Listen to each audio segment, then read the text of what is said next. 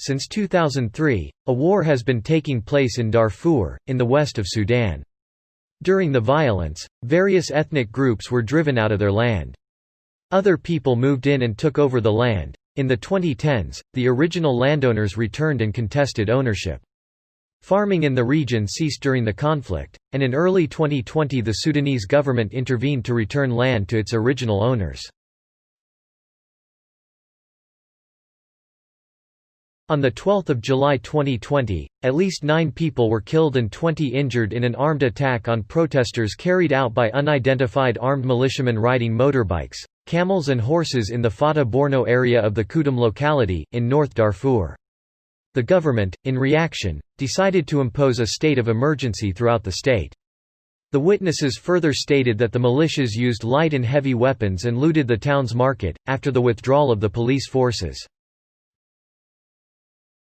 On 24 July 2020, gunmen stormed the village of Aboudos in South Darfur, Sudan, according to local tribal leaders.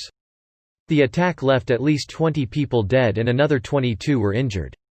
The victims included children, according to Prime Minister Abdallah Hamdok. He connected the violence to farmers in the area returning to their fields, and pledged to send troops to Darfur to protect citizens and the farming season.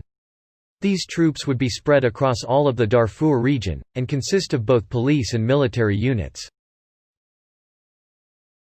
On 25 and 26 July 2020, another massacre occurred in West Darfur involving around 500 gunmen who attacked Masteri near Bida, a Masalit community, killing more than 60 people. Masteri is a border village with Chad. The United Nations (UN) said that another 60 people were injured in the attack, and that the attackers also looted and burned down villages. A UN statement said it was one of the latest of a series of security incidents reported over the last week, saying other communities in the region had been destroyed and reporting at least 7 deadly attacks in West Darfur since 19 July.